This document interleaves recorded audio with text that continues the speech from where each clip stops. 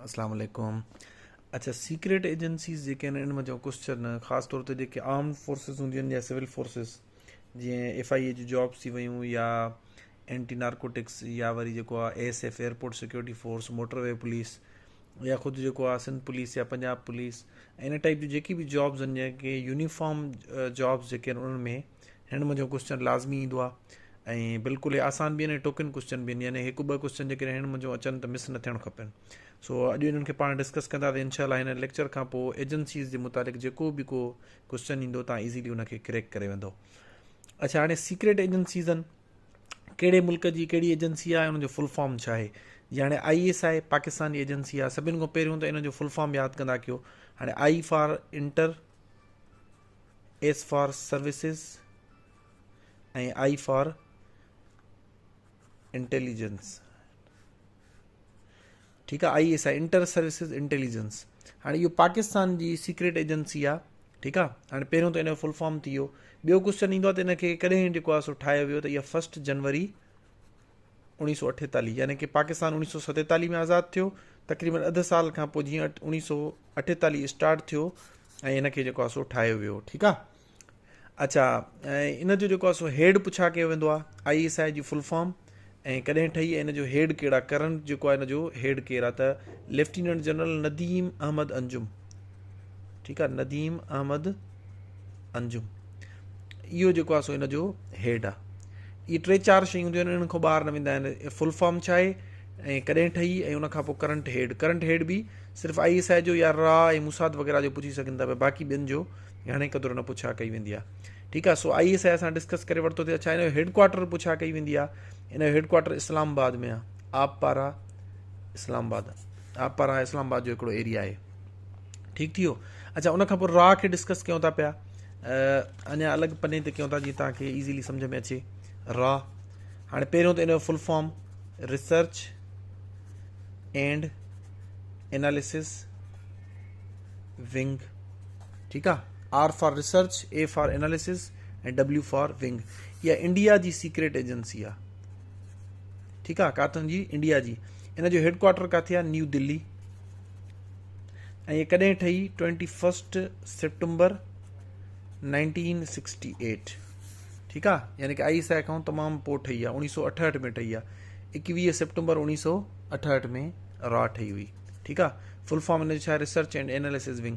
अच्छा, कॾहिं कॾहिं इन्हनि जो जेको फ्लैग हूंदो आहे या जेको एम्बेलडम चइबो आहे शायदि, उन जे बारे में पुछा कई वेंदी आहे। जेको ISI जो आहे उन में हिकिड़ो जेको आहे छा चइबो, मारखोर ॾेखारियल आहे जंहिंजे वात में नांग आहे। अहिड़े तरीक़े सां रा जेको आहे इन में 3 शींहं ॾेखारियल हूंदा आहिनि, हिकिड़े जो फ्रंट ते हूंदो आहे, हिकिड़े जो लेफ्ट ते, हिकिड़े जो राइट ते। सो इहो इन जो छा आहे, एम्बेलडम या इन जो जेको फ्लैग आहे या इन जी निशानी आहे। ठीकु आहे। सो इहे 2-3 शयूं जेके तव्हांखे ध्यान में रखिणो आहे। इहा इंडिया जी आहे सीक्रेट एजेंसी। अच्छा, उनखां पोइ दुनिया जी ख़तरनाक तरीन मूसाद, हे इसराइल जी एजेंसी आहे। हाणे इन करे हीअ ख़तरनाक आहे छो जो हिकिड़ी मूवी अथव द स्पाई, जेका रियलिटी बेस्ड मूवी आहे, one of my favourite movies, तमामु बहितरीनु मूवी आहे। 5 या 6 एपिसोड्स आहिनि, नेटफ्लिक्स ते तव्हांखे ईज़ीली मिली वेंदी, हिनखे ॾिसी वठो। हाणे द स्पाई जेका आहे, इन में छा थियो हुयो, मुंहिंजे ख़्याल में 60s में, त मूसाद जो हिकिड़ो एजेंट जो हुयो, जेका इसराइल आहे, इहो basically it is surrounded by जेको आहे सो अरेबियन स्टेट्स, या जेके अरब जेके स्टेट्स आहिनि, जीअं शाम थी वई, इराक थी वई, ऐं ॿियूं जेके स्टेट्स आहिनि अरबनि जूं जेके, हे उन्हनि सां जेको आहे सो ॿाहिरों घेरियल आहे। सो हिन जो हिकु वक़्तु सभिनी सां ज़ाहिरी ॻाल्हि आहे तनाज़ो हले पियो। सो इन्हनि छा कयो, हिन जो मूसाद जो जेको हिकिड़ो एजेंट हुयो, उहो शाम में जंहिंसां हिन जी जंग हले पई, उन में उहो वियो ऐं उते वञी करे पंहिंजो पाण खे त बिज़नेसमैन उते इस्टेब्लिश कयईं, वरी पोइ पॉलिटिक्स में आयो, ऐं एसि ताईं जो जेको दुश्मन मुल्क हुयो यानी कि शाम, उन में वञी करे उहो डिफेंस मिनिस्टर थी वियो। ठीकु आहे। हाणे सोचो, जस्ट इमेजिन कयो, मिसाल पाकिस्तान जी राइवलरी आहे इंडिया सां, ऐं हितां जेको सीक्रेट एजेंट वञे उते वञी करे पॉलिटिशियन थिए, वरी उनखां पोइ डिफेंस मिनिस्टर, यानी कि चवंदा आहिनि बिल्ली को दूध की रखवाली पे रख देना, यानी कि जंहिं मुल्क सां जहिड़ो हुजे, अपोज़िट मुल्क या राइवलरी जंहिंसां हुजे, उन मुल्क में तव्हांजो डिफेंस मिनिस्टर लॻल हुजे। सो हिननि जो एजेंट उते वञी डिफेंस मिनिस्टर लॻी वियो, ऐं उतां जी जेका प्रेसिडेंट हुयो, उन धीअ सां शादी करण वारो, एन वक़्त ते हिकिड़ी नंढड़ी ग़लती जे करे पकड़िजी पियो, ऐं केतिरा साल इहो उते रहियो, उतां जूं जेके आहिनि सो हिन जा हमला इसराइल ते नाकाम बणाईंदो रहियो। सो एतिरी ख़तरनाक जेको आहे सो एजेंसी आहे। हिनखे इन जा डबल एजेंट हूंदा आहिनि, यानी कि हिन जा जेके एजेंट हूंदा आहिनि उहे ॿियनि मुल्कनि जी एजेंसीज़ में वञी करे उते भर्ती थी वेंदा आहिनि। ठीकु आहे। सो इन करे इहे तमामु दुनिया जी ख़तरनाक तरीन एजेंसी सम्झी वेंदी आहे। ऐं हिन जा डबल एजेंट केतिरा दफ़ा पकड़िया विया आहिनि, यानी कि हिन जा एजेंट ॿियनि मुल्कनि जी एजेंसीज़ में जेको आहे बतौर एजेंट कमु करे रहिया हूंदा आहिनि। अच्छा, ॿियूं बि खोड़ सारियूं किसा ऐं कहानियूं आहिनि, कॾहिं डिटेल में तव्हां सां इनशाला इहे शेयर कबी। हिकिड़ो हिन जो एजेंट हुयो जेको रिटायर थियो, जॾहिं उन पंहिंजी पूरी जेका ऑटोबायोग्राफी लिखी, त उहो पढ़ी करे तव्हां हैरान थी वेंदो त उन पंहिंजी ज़िंदगी में कहिड़ा कहिड़ा कारनामा सर अंजाम ॾिना, ऐं जेको आहे सो कंहिं अरब कंट्री में वञी उतां जी जेको आहे सो सीक्रेट्स या उतां जी जेका मख़बरी करण जे लाइ उहो बाक़ाइदा उन क़ुर हिफ़्ज़ कयो ऐं हदीसनि ते उबूर हासिलु कयो। बिल्कुलु केतिरा साल जेको आहे उन पहिरियों प्रैक्टिस करे 3 या 4 साल इस्लामी लिबास, जीअं हाणे मिसाल असां मुस्लमान हुआ, कंहिं बि मुल्क में वेंदासीं त असांजी ज़बान मां माशाअल्लाह बिस्मिल्लाह अल्लाह अकबर ऑटोमेटिकली निकिरी वेंदो ज़बान मां। तो सो इन ते जेको आहे तमामु घणी प्रैक्टिस कई त मुस्लमान जी उथणी वेहणी कीअं हूंदी आहे, डेली बेसिस ते कहिड़े क़िस्म जा वर्ड यूज़ कंदा आहिनि, ऐं ॿिए मुल्क में वञी 13 खां 14 साल बतौर आलिम ऐं पेशमाम उते जेको आहे परफॉर्म कंदो रहियो आहे। सो हे तमामु दुनिया जी ख़तरनाक जेको आहे एजेंसी आहे, हिनखे मञियो वेंदो आहे। इहा इसराइल जी आहे, ठीकु आहे। इन जो कैपिटल पुछंदा आहिनि तल अबीब में आहे। तल अबीब जेको आहे सो इसराइल जो हिकिड़ो मशहूरु शहरु आहे, इहो हिन जो कैपिटल न आहे। इसराइल जो कैपिटल कहिड़ो आहे? यरूशलम, ठीकु आहे। यरूशलम हिन जो कैपिटल आहे, पर जेका मूसाद आहे उनजो हेडक्वार्टर किथे आहे? तल अबीब में आहे। इंग्लिश में कुझु हिन टाइप जो लिखंदा तल अबीब, ठीकु थी वियो। अच्छा, अॻिते हलूं था पिया। CIA central intelligence agency. American movies में या बॉलीवुड जी मूवीज़ में तव्हां ॾिसंदा हूंदो CIA एजेंट हूंदा आहिनि। सो हिन जो फुल फॉर्म छा आहे? सेंट्रल इंटेलिजेंस एजेंसी, ठीकु आहे। हाणे मूसाद जो फुल फॉर्म न पुछंदा आहिनि, इन करे जो इहो इसराइली लैंग्वेज में आहे, तमामु घणो शायदि वॾो आहे। अहिड़े तरीक़े सां अॻिते हली तव्हां रशिया जो पढ़ंदो, जेका हुनजी सीक्रेट एजेंसी हुई ग्रू, उन जे बारे में पुछा कई वेंदी आहे। सो उहो बि उनजो फुल फॉर्म बि न पुछंदा आहिनि, छो जो रशियन लैंग्वेज में आहे, ठीकु आहे। जंहिं पुछा कई वेंदी आहे उहो तव्हांखे मां पढ़ायां थो पियो। अच्छा, CIA जो फुल फॉर्म थींदो सेंट्रल इंटेलिजेंस एजेंसी। इहा कॾहिं ठही? 18 सितंबर 1947, ठीकु आहे। 18 सितंबर 1947 ते ठही, ऐं इन जो हेडक्वार्टर वाशिंगटन में न आहे। घणा माण्हू इनखे ग़लति करे ईंदा आहिनि। इन जो हेडक्वार्टर आहे वर्जीनिया में, ठीकु आहे। वर्जीनिया में इन जो हेडक्वार्टर आहे। करंट जेको हिन जो हेड आहे उहो ॾिसी वठिजोसि, गूगल करे वठिजो, छो जो हे इंपॉर्टेंट एजेंसी आहे ऐं ख़ासि तौर ते सुपर पावर जी अमेरिका जी एजेंसी आहे। इन करे हिन जो जेको हेड आहे उहो पुछा कयो वेंदी आहे। सो हे गूगल करे वठिजो, मुंहिंजे ज़हन में न आहे हिन वक़्तु, ठीकु आहे। अच्छा, अॻिते हलूं था पिया। असां ISI डिस्कस करे आया थिए, रॉ, मूसाद, CIA। अच्छा, उनखां पोइ आहे MI6।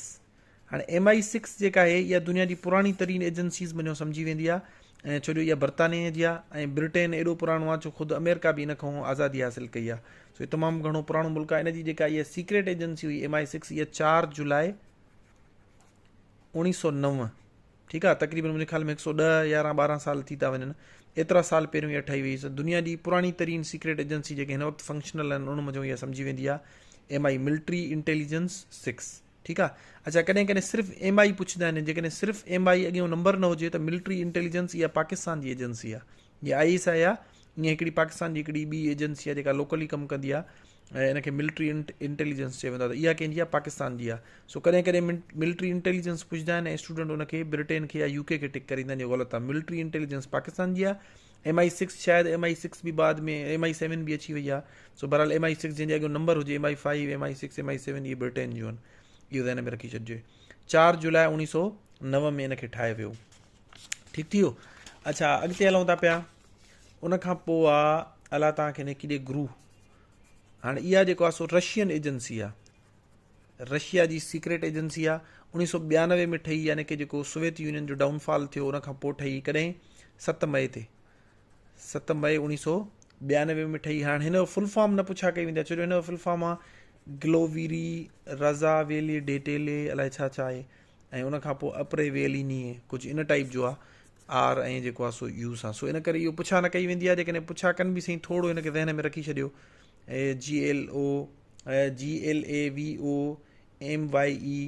GLOVIRAZE, मतिलबु इहो ड्रिगो आहे, पर थोरो कॾहिं कॾहिं थी सघे थो पुछा करे वञनि, नॉर्मली पुछंदा न आहिनि। हिन जी डेट यादि रखी छॾियो, 1992, 7 मई ते ठहियो हुयो, ऐं हिन जो हेडक्वार्टर मॉस्को में आहे, ठीकु आहे। हिन जो हेड नॉर्मली न पुछा कई वेंदी आहे, यानी कि कहिड़े मुल्क जी एजेंसी आहे इहो पुछा कई वेंदी आहे, डेट पुछा कई वेंदी आहे, हेडक्वार्टर किथे आहे। बसि 3 शयूं आहिनि जेके तव्हां ज़हन में रखणियूं आहिनि। अच्छा, अॻिते हलूं था पिया। उनखां पोइ खाद। हाणे खाद जेका आहे इहा अफ़गानिस्तान जी सीक्रेट एजेंसी, ख़ासि तौर ते जेका कोल्ड वार हले पई सोवियत यूनियन ऐं अफ़गाननि जे विच में, हे उन दौरान ठही वई ऐं पाकिस्तान जो वॾो इम्पोर्टेंट कंट्रीब्यूशन हुयो सोवियत यूनियन खे टोड़ण जे लाइ। सो हीअ जेका इंटेलिजेंस एजेंसी उन दौर में तमामु घणी इंपॉर्टेंट हुई। अच्छा, इहा कॾहिं ठही खाद? इहा अप्रैल 1978 में ठही।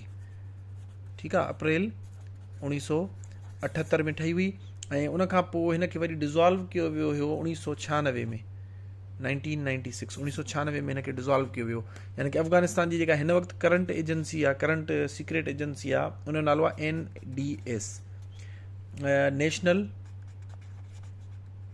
हे पुराणी हुई, हे इंपॉर्टेंट आहे, पुछा कई वेंदी आहे त खाद कहिड़े मुल्क जी आहे? अफ़गानिस्तान जी आहे। इहो ज़हन में रखी छॾिजो, इन मुंहिंजो क्वेश्चन ईंदा आहिनि। पर इहा हाणे डिज़ोल्व थी विया, 1996 में हिन ख़तमु कयो वियो। अप्रैल 1978 में ठही, 1996 में हिन खे डिज़ोल्व कयो वियो। हिन वक़्तु जेका करंट अफ़गानिस्तान जी सीक्रेट एजेंसी आहे उहा आहे NDS, पर हिन खे बि हाणे 2021 में डिज़ोल्व कयो वियो आहे। ठीकु आहे, पर हिन जे बारे में पुछी सघनि था पिया। National directorate of security, national directorate of security, इहा 2002 में ठही, यानी कि जॾहिं अमेरिका कब्ज़ो कयो अफ़गानिस्तान जे मथां त उन्हनि इहा ठाही हुई, जेको आहे सो इंटेलिजेंस मामलात संभालण जे लाइ। इहा 2021 में हिन खे डिज़ोल्व कयो, तक़रीबन 20 सालनि जे लाइ हीअ ठही, 20 ईयर्स। ठीकु आहे, 20 सालनि खां पोइ वरी हिन खे बि हाणे डिज़ोल्व कयो वियो आहे जॾहिं अफ़गानिस्तान जी तालिबान जी वापसि हुकूमत आई आहे। सो हे जेको आहे सो ईअं सम्झो करंट हिन वक़्तु इहा आहे या हुई, साल पहिरियों डिज़ोल्व थी आहे। खाद पुछा कई वेंदी आहे अफ़गानिस्तान जी आहे, अप्रैल 1978 में ठही ऐं ॿिन्हिनि जो कैपिटल किथे हुयो? काबुल में। ठीकु आहे। अच्छा, उन खां पोइ चाइना जी जेका आहे सो सीक्रेट एजेंसी आहे। अच्छा, खाद जो कॾहिं कॾहिं फुल फॉर्म पुछंदा आहिनि, अगेन इहो बि अफ़गानी लैंग्वेज में आहे, घणे क़दुरु न पुछियो वेंदो आहे, पर ख़िदमत KH सां थींदो ख़िदमत ऐं A सां थींदो इतलात, ख़िदमत इतलात दौलत। ठीकु आहे, कुझु इन टाइप जो लिखियलु हूंदो आहे, ख़िदमत इतलात दौलत। ठीकु आहे, दौलत मुंहिंजे ख्याल में स्टेट खे चयो वेंदो आहे, सो हिते नमो इहा मुराद आहे त स्टेट जी इतलात जे लाइ जेका ख़िदमत आहे या एजेंसी आहे उनखे खाद चयो वेंदो आहे। ऐं NDS कॾहिं ठही? 2002 में, 2021 में डिज़ोल्व थी, तक़रीबन 20 साल रही हुई। ठीकु थी वियो। अच्छा, हाणे ॾिसो, अमेरिका, बरतानिया, रशिया, पाकिस्तान ऐं पाकिस्तान जे भरिसां अफ़गानिस्तान, इंडिया, जेके जेके शयूं असां सां रिलेवेंट आहिनि असां उहो पढ़ी आया आहियूं। उन खां पोइ चाइना जेको आहे दुनिया जी 2 नंबर सुपर पावर आहे, असांजी पाड़ेसरी आहे बि आहे, उनजी बि ॾिसी वठंदासीं। ईअं हर मुल्क जी तक़रीबन सीक्रेट एजेंसी हूंदी आहे, पर न एतिरियूं एक्टिव हूंदियूं आहिनि, न इंटरनेशनल लेवल ते उनजो एॾो वॾो इंपॉर्टेंट रोल हूंदो आहे, ऐं न वरी असांजे लाइ ओतिरी इंपॉर्टेंट आहिनि। असांजे इंपॉर्टेंट जेके आहिनि उहे इंडिया जी आहे, अफ़गानिस्तान थी वियो, चाइना थी वियो, ऐं अहिड़े तरीक़े सां रशिया थी वियो, पाकिस्तान, अमेरिका ऐं UK वग़ैरह, उहे असां डिस्कस कयूं आहिनि। अच्छा, चाइना जी जेको आहे सो कॾहिं कॾहिं पुछंदा आहिनि ऐं घणनि माण्हुनि खे हिन जे बारे में ख़बर बि न हूंदी आहे, एतिरी मशहूर बि न आहे। MSS, इहा चाइना जी आहे, कि मिनिस्ट्री ऑफ स्टेट सिक्योरिटी। ठीकु आहे, मिनिस्ट्री ऑफ स्टेट सिक्योरिटी, इहा चाइना जी आहे। इहा कॾहिं ठही हुई? 1983, 1 जुलाई ते, 1 जुलाई 1983 ते इहा ठही हुई। ऐं इन जो जेको कैपिटल आहे उहो बीजिंग में आहे, सॉरी हेडक्वार्टर, इन जो हेडक्वार्टर किथे आहे? बीजिंग में आहे। बसि एतिरो ई इंपॉर्टेंट आहे। हिकु त इन जो full form ministry of state security, कॾहिं ठही? 1 जुलाई 1983 में, ऐं तक़रीबन मुंहिंजे ख्याल में 40 साल थी विया लॻभॻि, ऐं बीजिंग में इन जो छा आहे? हेडक्वार्टर आहे। बसि एतिरी इंफॉर्मेशन ज़रूरी आहे। अच्छा, हाणे असां इहे सभु पढ़ी आयासीं। इन सां गॾु FIA जे बारे में थोरो जेको आहे सो लाज़मी आहे त तव्हांखे नॉलेज हुजणु खपे। FIA जेका आहे उहा नेशनल सिक्योरिटी एजेंसी आहे। इन जो फुल फॉर्म सभिनि खां पहिरियों त फेडरल इन्वेस्टिगेशन एजेंसी, सभिनि खां पहिरियों त इन जो फुल फॉर्म पुछा कई वेंदी आहे, उहो तव्हांखे ध्यान में हुजणु खपे। कॾहिं ठही हुई? 13 जनवरी 1975। FIA एक्ट 1974 में ठाहे वियो। ठीकु आहे, पहिरियों उनजो पूरो एक्ट ठाहे वियो, उन में जेको आहे सो उन तहत जेको आहे सो 13 जनवरी 1975 में इमारत वजूद में आई, या जेको आहे सो ठही हुई। ठीकु आहे, कंहिंजे ज़रिए? FIA एक्ट 1974, हे ऑर्डर हुयो जंहिंजे तहत इहा जेको आहे सो ठही हुई। इन जो हेडक्वार्टर बि इस्लामाबाद में आहे। ठीकु आहे, इन जो हेडक्वार्टर किथे आहे? इस्लामाबाद में आहे। ऐं उन खां पोइ इन जो करंट हेड पुछा कई वेंदी आहे। हाणे इन जो करंट जेको हेड हूंदो आहे, नॉर्मली उहो को पुलिस अफ़सर खणंदा आहिनि जेको 21 या 22 ग्रेड में हुजे। जेको हिन वक़्तु इन जो करंट हेड आहे डॉक्टर मोहम्मद ताहिर राय। ठीकु आहे, डॉक्टर मोहम्मद ताहिर राय। इहो हिन खां पहिरियों यानी कि जेको आहे सो DG FIA चएसि, जेको हिन जो उहिदो हूंदो आहे director general DG FIA। DG FIA खां पहिरियों IG बलूचिस्तान तौरु सर्व करे चुको आहे 2021 ताईं, ठीकु आहे। IG बलूचिस्तान, सो हे IG रैंक जो माण्हू आहे, मुंहिंजे ख़्याल में 21 या 22 ग्रेड जो हूंदो ग़ालिबन। डॉक्टर मोहम्मद ताहिर राय, सो हे हिन जो छा आहे DGFI आहे। इहे 3-4 शयूं आहिनि जेके पेपर में पुछा कयूं वेंदियूं आहिनि। FIA जो फुल फॉर्म, हुनजो हेडक्वार्टर किथे आहे, कॾहिं ठही हुई, ऐं हुनजो करंट DG केरु आहे। इहे 4-5 शयूं आहिनि जेके तव्हांखे ध्यान में रखणो। सो हे हुयो सीक्रेट एजेंसीज़ जे बारे में, असां हुनजो फुल फॉर्म, कॾहिं ठहियूं, हेडक्वार्टर किथे आहिनि, ऐं करंट हेड जेको ISI जो तव्हांखे मां पढ़ायो, FIA जो पढ़ायो आहे, RA जो ऐं CIA जो। इन्हनि ॿिनि जो लाज़मी जेको आहे सो ॾिसी वठिजो या गूगल ते सर्च करे वठो, छो जो पेपरनि में कॾहिं कॾहिं इन्हनि जो बि जेको हेड हूंदो आहे उहो पुछा कई वेंदी आहे। सो होपफुली तव्हांखे इहो जेको लेक्चर आहे अॼु वारो इहो हेल्प कंदो तव्हांखे एग्ज़ाम्स में। ऐं सीक्रेट एजेंसीज़ में इन्हनि खां ॿाहिरि जेको आहे सो क्वेश्चन्स न ईंदा आहिनि, इन्हनि खे थोरो ध्यान में रखी वठो। Thank you so much.